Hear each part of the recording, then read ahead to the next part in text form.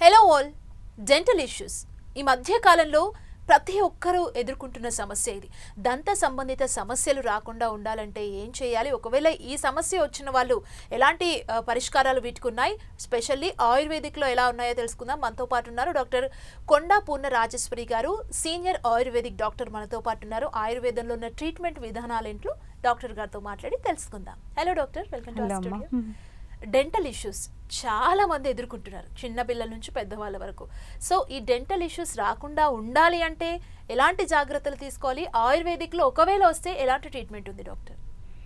మనకి పళ్ళ సమస్యలు, దంత సమస్యలు అనేవి పాత రోజుల్లో ఎక్కువగా ఉండేవి కాదు. ఇక్కడ డెంటిస్టులు ఎవరు పెద్దగా ఉండేవాళ్ళు కాదు, అసలు ఎక్కడో ఒక డెంటిస్ట్ ఉంటే సరిపోయేది.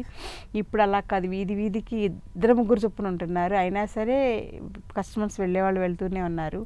So rate of dental problems అనేవి పెరిగినాయి అన్నమాట. సో కారణాలు ఏంటనేది మనం ఆలోచిస్తే ఫస్ట్ ఫ్యాక్ట్ ఏంటంటే, మనం పొద్దున్నే లేచిన వెంటనే చేదుగా ఉండేది కషాయంతో చేసినట్టు, కషాయం గుణం ఉన్నటువంటి దాంతో పళ్ళు తోముకోవాలి. చేదు అంటే వేప, సో అందులో చేదు కషాయం రెండు ఉంటాయి. అప్పుడు ఏంటంటే మనకి నోట్లో ఉండేటువంటి ఈ లోపల రాత్రంతా పేరుకున్నటువంటి లాలాజలం వాటన్నిటిలో చాలా స్వీట్ ఉంటుంది అనమాట. ఆ స్వీట్కి యాంటీగా మనం చేదుతోటి పళ్ళు తోముకోవడం వల్ల పళ్ళల్లో ఉండేటువంటి క్రిములు, బ్యాక్టీరియా కానీ ఇవన్నీ కూడా పోయి మళ్ళీ ఫ్రెష్గా లోపల ఒక రకమైనటువంటి ఫ్రెష్ ఫీలింగ్ వస్తుందన్నమాట. సో అట్లా కాకుండా మనం ఏం చేస్తున్నాం, టూత్ పేస్ట్ తోటి పళ్ళు తోముకుంటున్నాం. టూత్ పేస్ట్ అంటే తీయగా ఉంటుంది, చక్కగా తెల్లగా ఉంటుంది చూడడానికి, లేదా ఎర్రగా బాగా మెరుస్తూ ఉంటుంది, నోట్లో పెట్టుకుంటే నురుగు వస్తుంది. సో ఇవన్నీ మనకి ఎడిక్షన్ అనమాట, అవి మానలేం. సో అందుకని మనకి పళ్ళ సమస్యలు పెరిగినాయి. మీరు చూడండి, ఇవన్నీ టూత్పేస్ట్కి యాడ్ రేడియోలో ఫస్ట్లో యాడ్స్ వచ్చేవి. మేము చిన్నప్పుడు యాడ్ వస్తే అది ఎప్పుడు తోముదామా అనుకునేవాళ్ళం మేము. అంటే అట్రాక్టివ్గా ఉంటుంది కదా. కానీ మా ఇంట్లో వాడేది కచ్చిక కానీ లేకపోతే టూత్ పౌడర్ కానీ వాడేవాళ్ళం. కచ్చిక ఎక్కువగా ఉండేది, లేదా వేపల్ల, అవే తోముకునేవాళ్ళం అనమాట. అవి కొనడానికి కూడా మనకు అవకాశం లేదు, అసలు మార్కెట్లో కూడా ఎక్కువ దొరికేవి కాదు. టూత్పేస్ట్ అవన్నీ ఎక్కడో విజయవాడ వెళ్ళి తెచ్చుకోవాలని పెద్ద పట్టించుకునే వాళ్ళం కాదు. కానీ అవి వాడితే బాగుంటుంది, పళ్ళు బాగుంటాయంట అని ఎక్కడ కొంచెం డ్రీమ్ ఉండేదన్నమాట. కానీ అది ఇప్పుడు సొసైటీలో ఈ 40-50 ఏళ్ళ సంవత్సరాల్లో అది అందరికీ ఎంతెంత డబ్బులు ఖర్చు పెట్టి ఆ టూత్ బ్రష్ కానీ, ఇది కానీ, టూత్పేస్ట్ కానీ ఇవన్నీ కొంటున్నాం. మళ్ళీ దానికి మౌత్ రిఫ్రెషనర్స్ అని రకరకాలుగా అటు కంటిన్యూ చేస్తూ ఉంటాం. ఎందుకంటే అవి చేసుకున్నా కానీ బ్యాడ్ బ్రెత్ అలా అనిపిస్తుంటుంది కాబట్టి మళ్ళీ మౌత్ ఫ్రెషనర్స్, చూయింగ్ గమ్స్ ఇవన్నీ ఇలా రకరకాలుగా ఒకదానికొకటి మనం పెంచుకుంటున్నాం. ఖర్చు పెంచుకుంటున్నాం, వాటి వల్ల రిస్క్ కూడా పెంచుకుంటున్నాం. సో మనం ఏంటంటే ఈ టూత్పేస్ట్ వాడడం వల్ల కానీ, చూయింగ్ గమ్ వాడడం వల్ల కానీ, మౌత్ ఫ్రెషనర్స్ ఈ మూడు కూడా క్యాన్సర్ కారకం. అది చాలా చేదు సత్యం.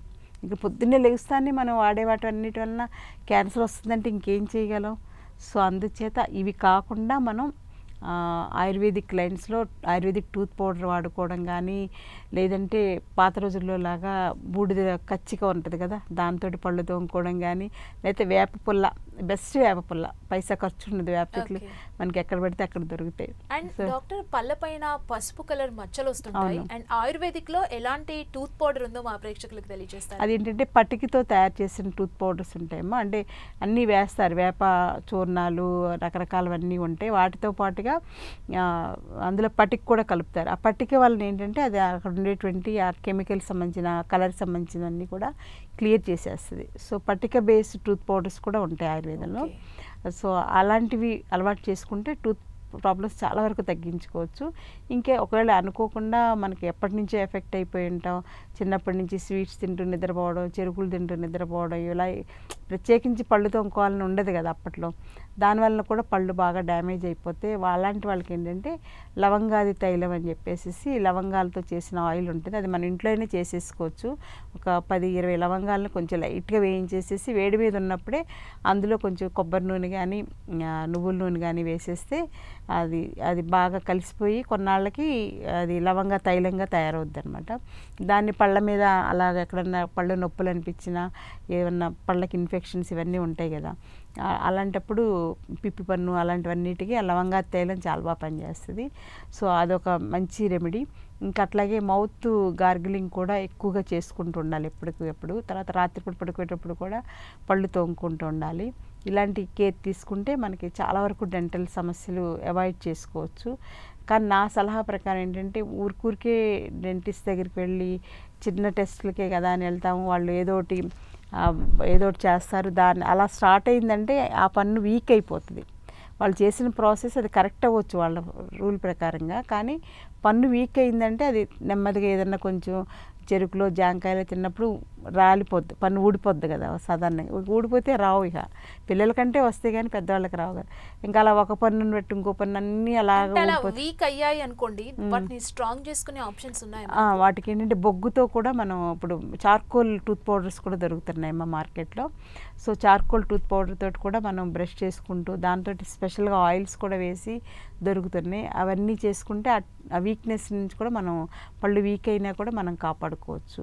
ఇలాగా ఆయుర్వేదంలో తర్వాత ఆయిల్ పుల్లింగ్ అని ఉంటుంది కదా. పాత రోజుల్లో అందరూ కూడా ఒక 20-30 ఏళ్ల క్రితం ఏ జబ్బుకైనా ఆయిల్ పుల్లింగ్ సర్వరోగ నివారణలాగా, డయాబెటీస్ దగ్గర నుంచి హైపర్ టెన్షన్ దగ్గర నుంచి అన్నిటికీ కూడా అదొక్కటి చేస్తే చాలు అనుకునేవాళ్ళు. సో కానీ నిజంగా టూత్కి అది మంచిది అనమాట, మౌత్కి చాలా మంచిది ఆయిల్ పుల్లింగ్ అనేది. ఆయుర్వేదంలో గండూషం కబళం అంటాం అనమాట. సో రకరకాల కషాయాలతోటి కానీ వేప ఆకులతోటి కషాయం కానీ చేసుకునే, లేదా ఆయిల్స్ ఏమీ లేదు, నువ్వుల నూనె అయినా ఓకే, నువ్వుల నూనెతోటి గార్గిలింగ్ లాగా చేసుకుంటే పళ్ళకి చాలా మంచిది, మన శరీరం అంతా కూడా పాజిటివ్ బ్యాక్టీరియా వెళ్తుంది.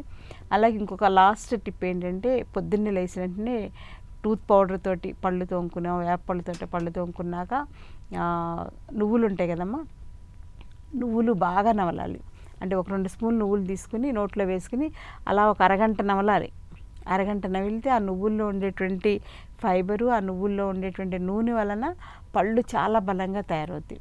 సో అందుచేత అలాంటి టిప్స్ మన అలాంటి ప్రాచీన భారతీయ జీవన విధానంలో ఇలాంటి హిడెన్ సీక్రెట్స్ ఆఫ్ హిందూయిజం అంటుంటాను నేను.